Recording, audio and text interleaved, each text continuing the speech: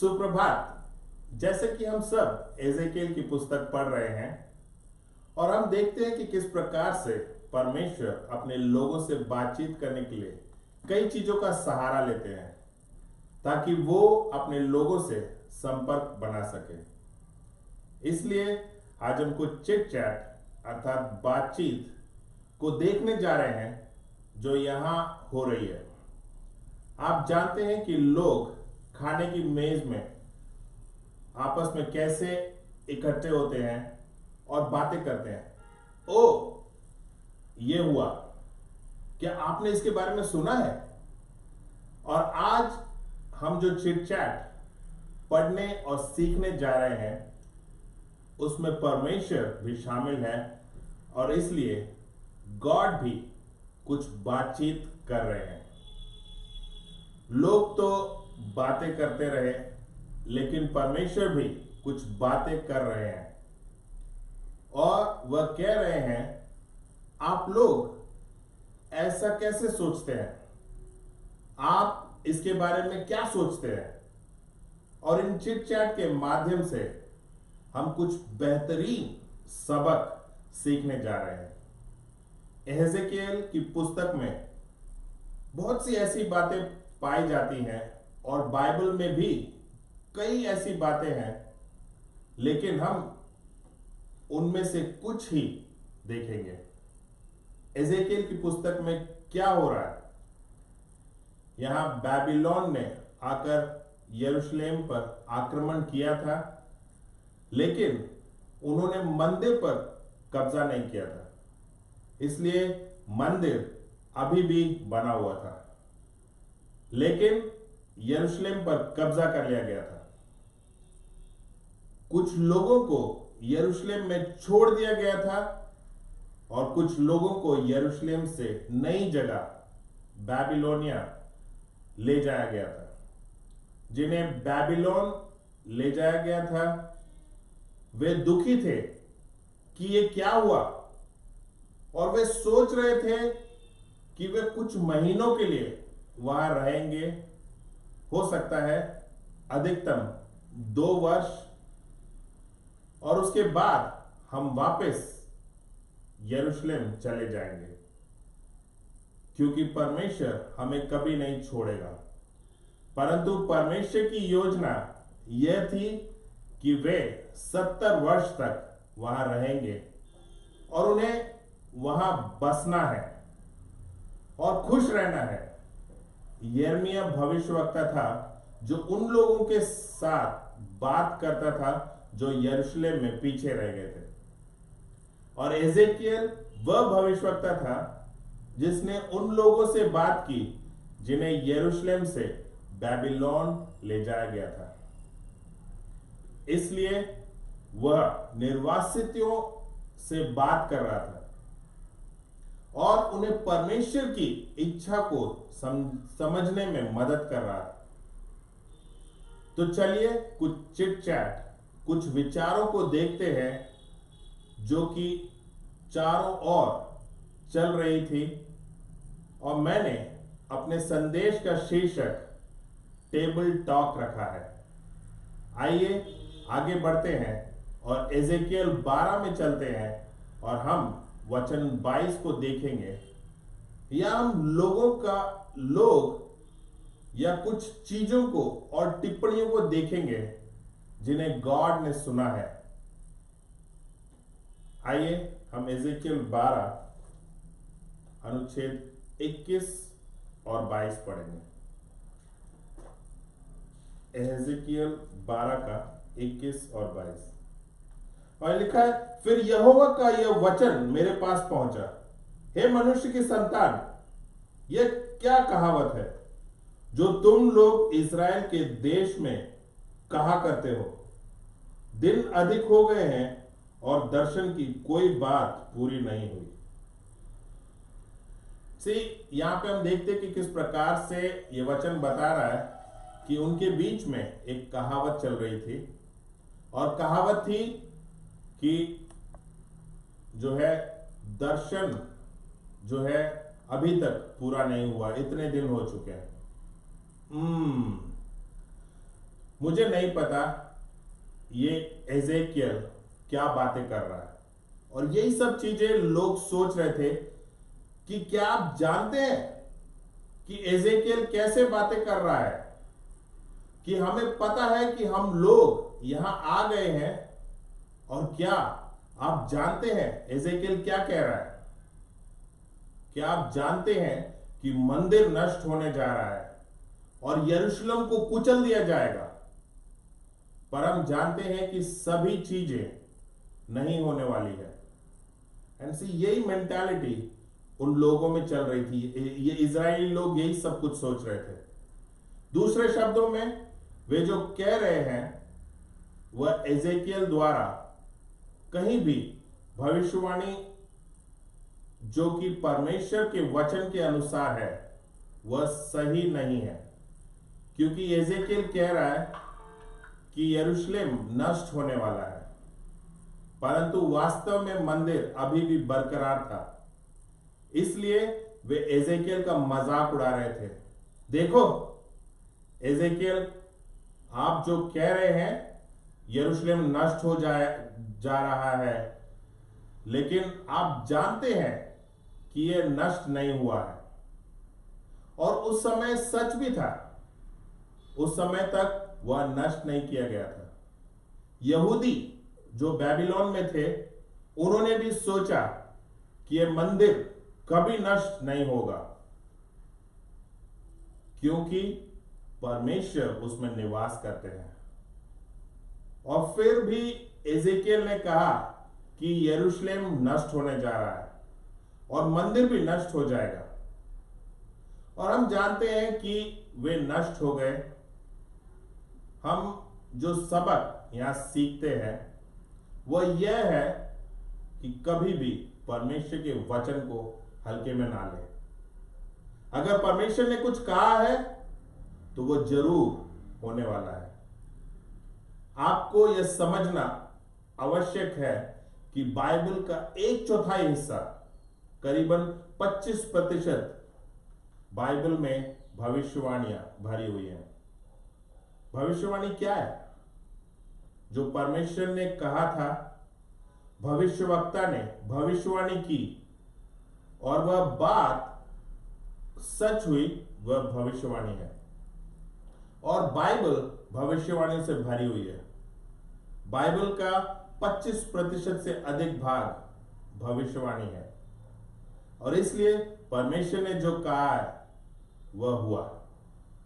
कुछ भविष्यवाणियां हैं जो अविश्वसनीय है, जहां लोग सोचते हैं क्या ऐसा हो सकता है,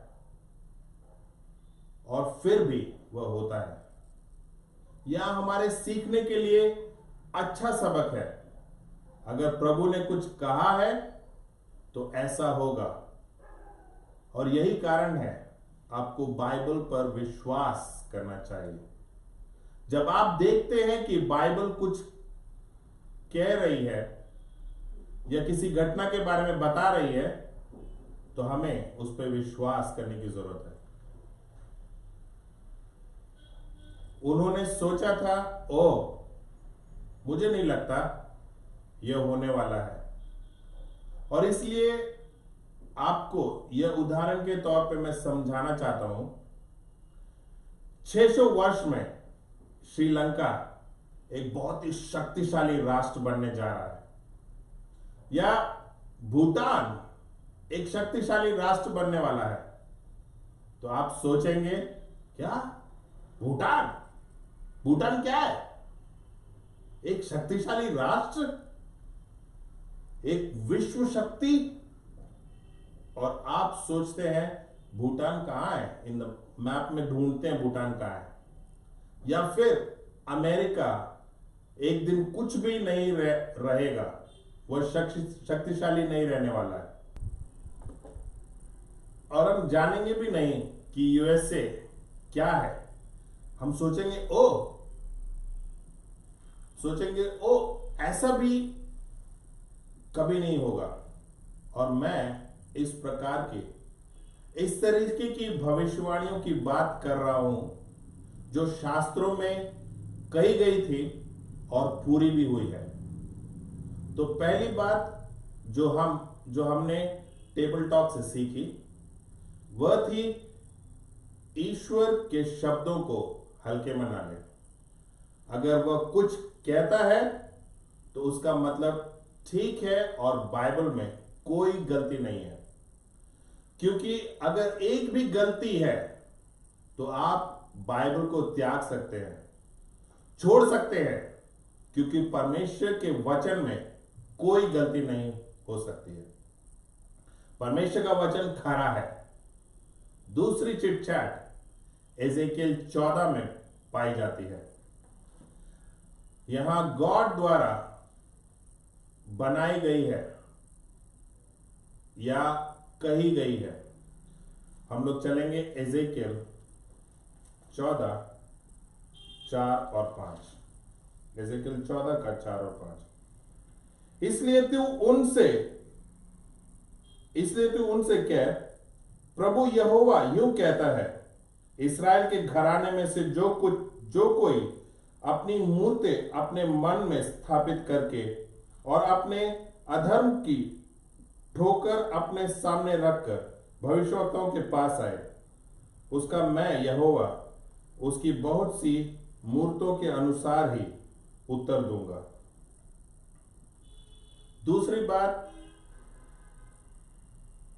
दूसरी बात यहां यह है, इस्राएलियों की एक नीति या फिर कहे रीति थी, जो कि वे लोग भविष्यवक्ता से मिलने जाते थे।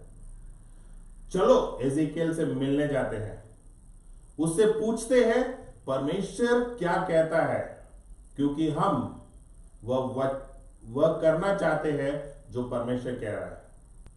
तो बाहर से ये लोग पूरी तरह से दिखते हैं कि ये लोग परमेश्वर और उनकी इच्छा को लेकर इतने गंभीर हैं, उसे जानना चाहते हैं ताकि उसका अभ्यास करें। और परमेश्वर कहते हैं सच में बाहर से तो आप लोग खड़े थे लाइन लगाकर, क्योंकि आप मेरी इच्छा जानना चाहते हैं, लेकिन आपके दिलों में क्या है, आपके मन में आपकी मूर्तियां हैं। और परमेश्वर बहुत सीरियस है इस बात को लेकर कि वह कहते हैं, क्या सच में आप मेरी इच्छा की तलाश करेंगे और फिर भी मन में आपकी मूर्तें हैं जो कि आपके लिए बहुत महत्वपूर्ण है। इस बात को ध्यान में रखें। ये लोग यरूशलेम से निकले गए यहूदी थे, एक परदेसी भूमि में लाए गए थे और उनके पास कुछ भी नहीं था। पर उनके दिलों में उनकी अपनी छोटी छोटी मूर्तियां स्थापित हो गई और फिर भी वे जाकर देखना चाहते थे कि परमेश्वर की इच्छा क्या है। और गॉड कहते हैं, इससे पहले कि तुम मेरे पास आओ और मेरी इच्छा जानना चाहो, पहले अपनी मूर्तियों से छुटकारा पाओ।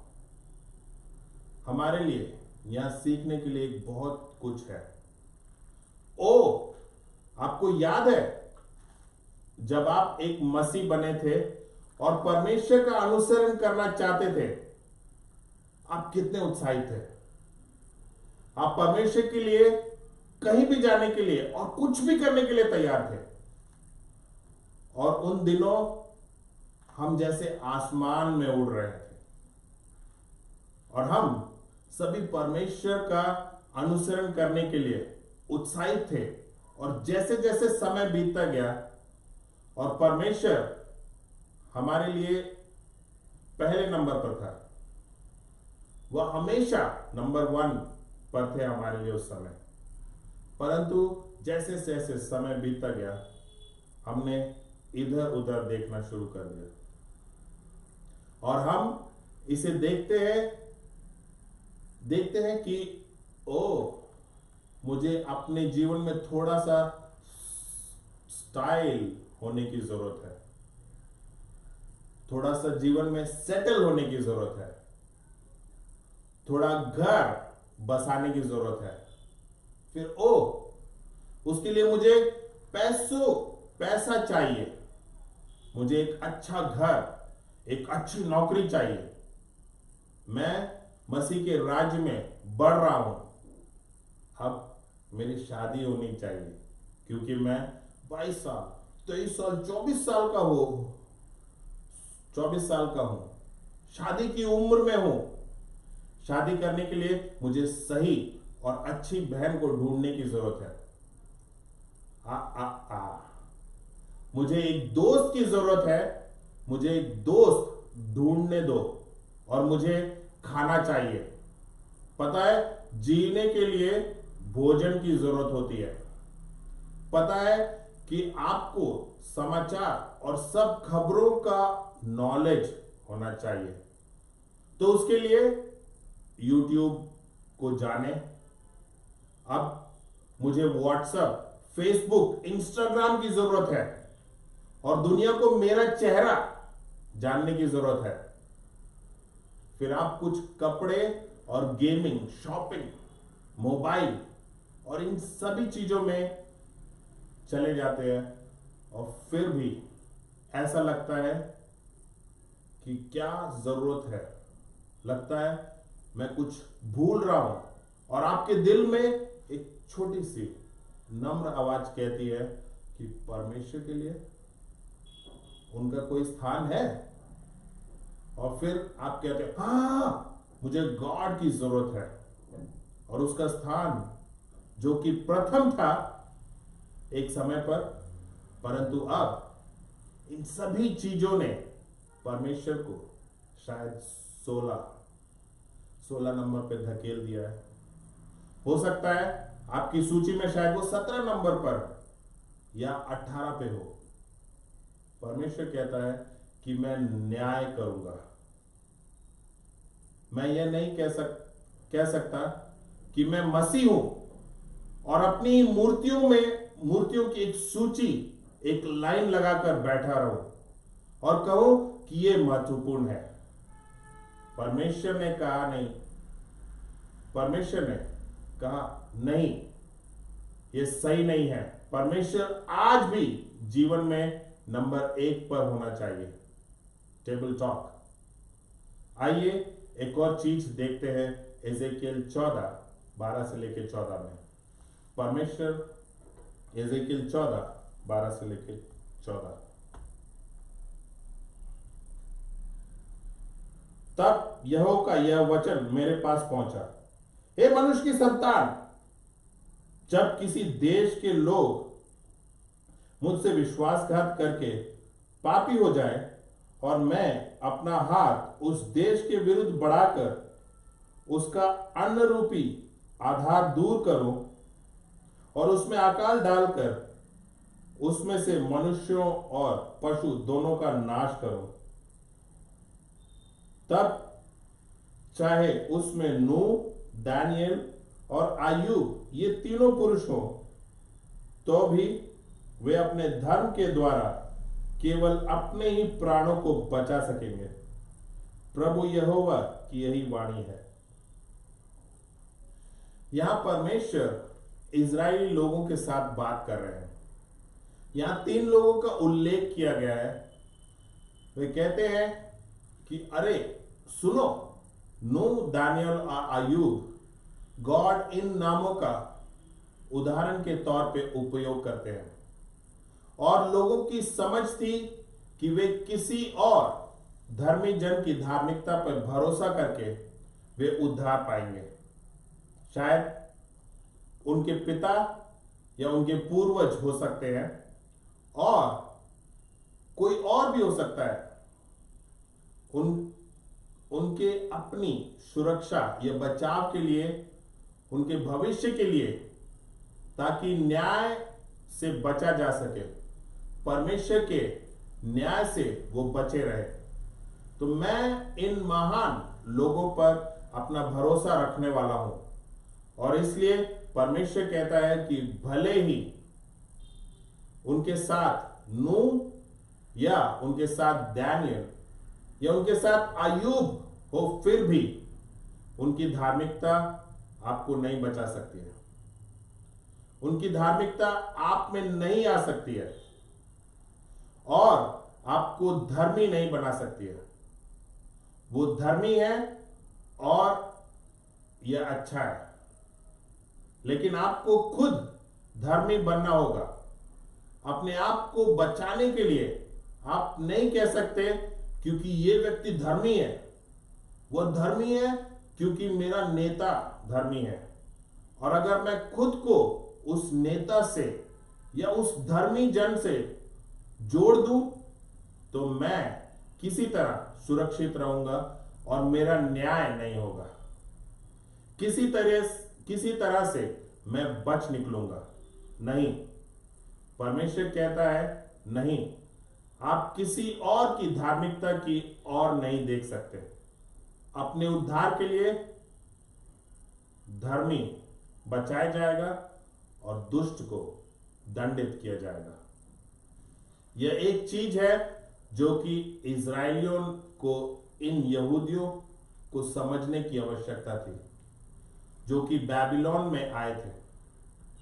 उन्हें समझना था कि अपने उद्धार के लिए हमें ही काम करने की जरूरत है। वह महान है, सही, वह धर्मी है, यह भी सही है, परंतु मुझे अपने उद्धार के लिए खुद काम करना है और अपने परमेश्वर की नजरों में सही रहना है। टेबल टॉक नंबर 4, आइए देखें एजेकियल 15 1 से लेकर 5 तक। एजेकियल 15 1 से लेकर 5 तक।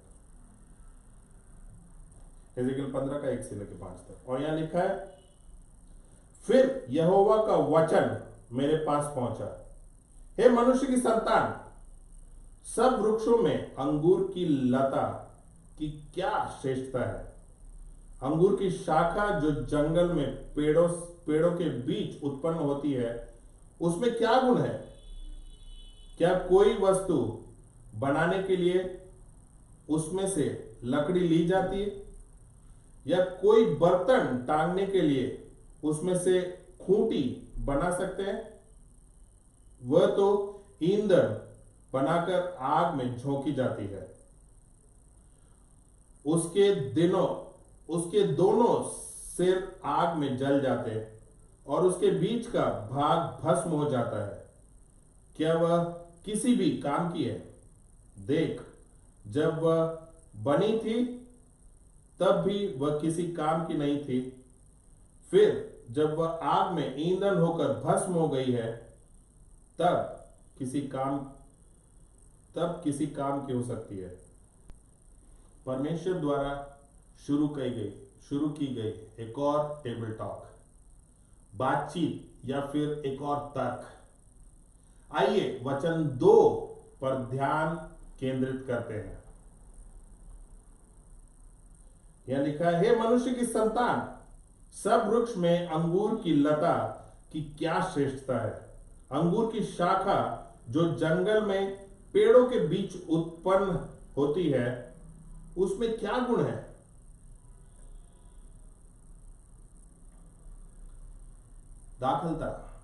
दाखलता यरूशलेम के लोगों को दर्शाती है।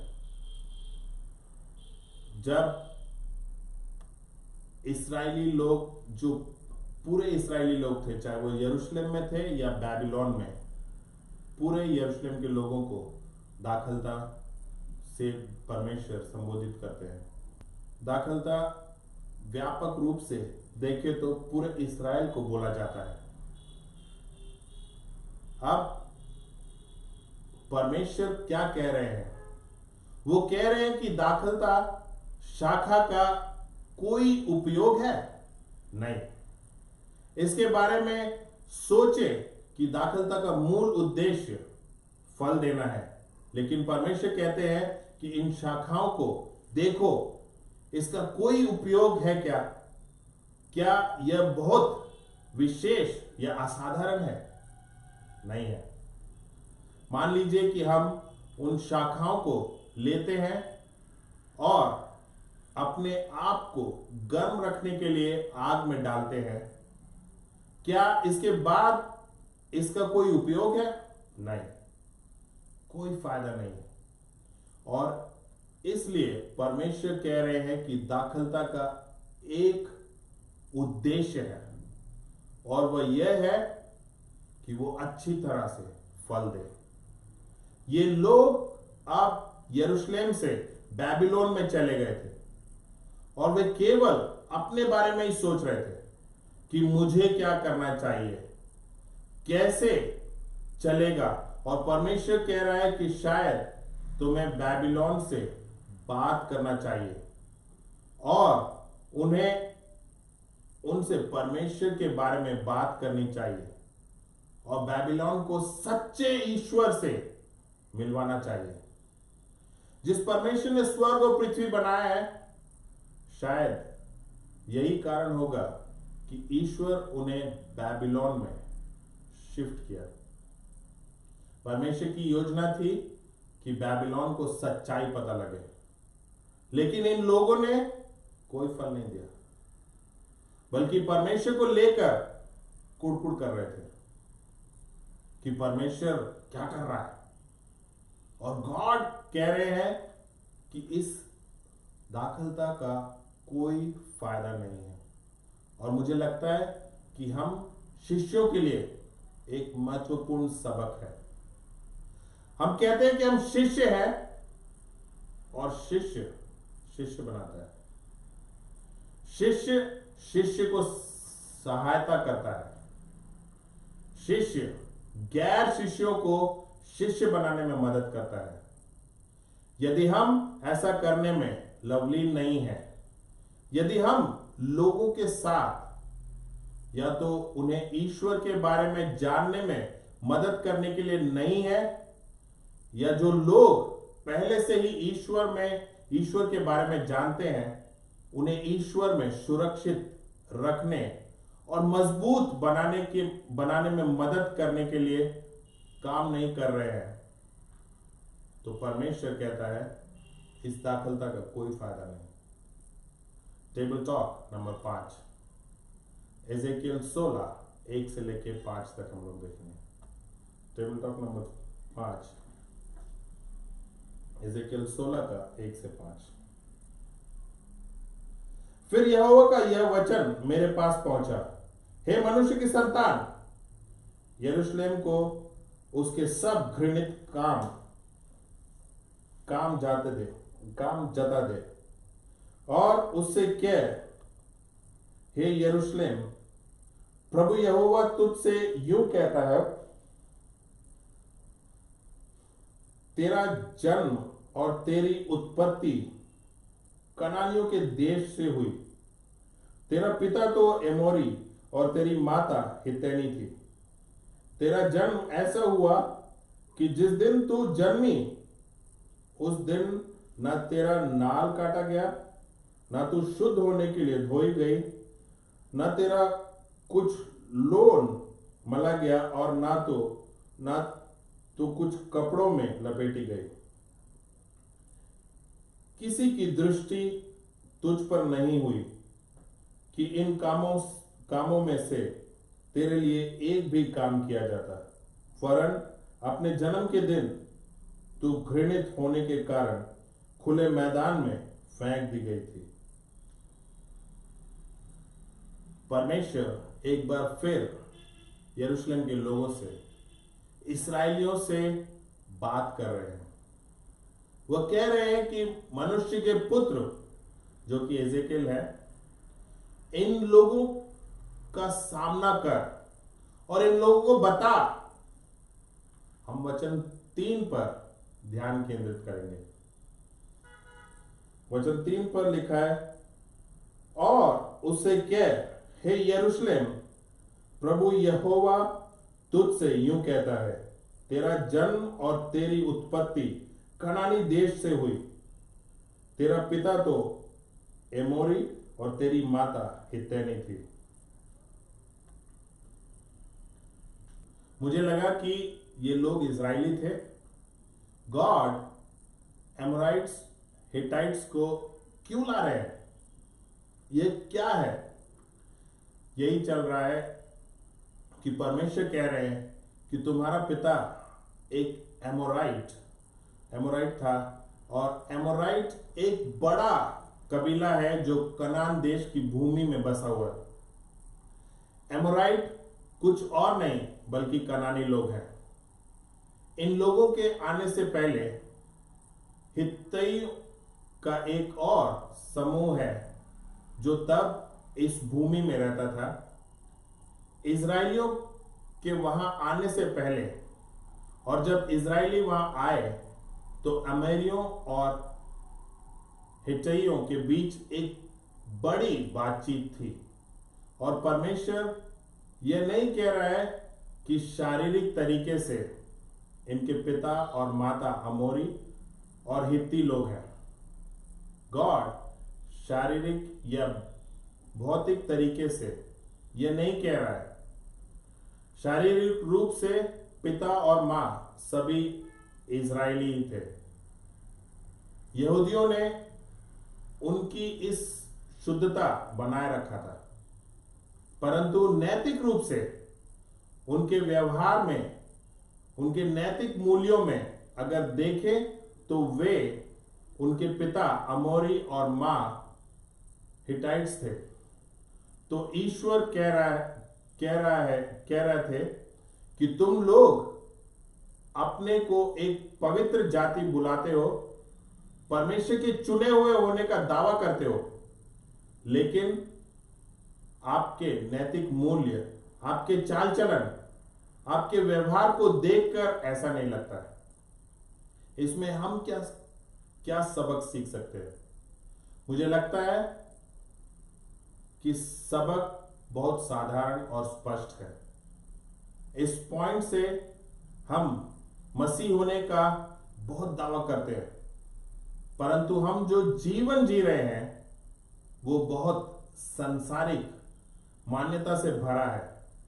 एक समय था जब सांसारिकता और आत्मिकता हमारे लिए अलग अलग थी, पर अब सब मिक्स हो गया है और अब सब कुछ चलता है। ऐसे देखो, उसे देखो, इसे देखो, हर बार एक बहाना है हमारे पास आत्मिकता से व्यवहार ना करने का, वचन के अनुसार ना सोचने का। हम में से कई को दास जैसे शब्द से नफरत है। ओ, मैं एक दास नहीं हूं। आप अपना बाइबल नहीं पढ़ रहे हैं। मैं क्रिश्चियन से ही बात कर रहा हूं। क्रिश्चियंस को दास होना चाहिए। हम परमेश्वर के दास हैं। क्या सोचते हैं अधीन रहने के बारे में? ओ, मैं किसी के अधीन नहीं रह सकता। अधीन होना नीचे जाने के लिए तैयार रहना है। इन मूल्यों के बिना हम मसीह नहीं हो सकते हैं। आज्ञा पालन के बारे में क्या? मैं केवल एक व्यक्ति परमेश्वर का आज्ञा का पालन ही करूंगा। मैं केवल परमेश्वर की आज्ञा पालन करूंगा और मैं मनुष्यों की नहीं करूंगा। आज्ञा मानना है, ऐसा कुछ भी नहीं है कि इसकी मानूंगा, इसकी नहीं। एक मसीह इसलिए आज्ञा मानता है क्योंकि वह परमेश्वर की पहुंच और उसकी सामर्थ्य में विश्वास करते हैं। वह मानते हैं कि भले ही मेरे ऊपर वाला व्यक्ति गलत हो, पर एक ईश्वर है जो सही काम करेगा। यह चलना चाहिए हमारे मनों में और हमें यह बताना चाहिए कि क्या करें। ओ, आज्ञा मानिए। अब इन बातों के बारे में सोचें। दास, अधीनता, आज्ञा पालन, ये शब्द उत्पत्ति से प्रकाशित वाक्य तक बाइबल में सिखाए गए हैं। और जब हम इन नैतिक मूल्यों को ढीला करते हैं या फिर छोड़ देते हैं और पवित्रता को नहीं बनाए रखते, तो सब कुछ कंफ्यूजन में लगता है। क्योंकि हम सब कुछ मिक्स कर देते हैं।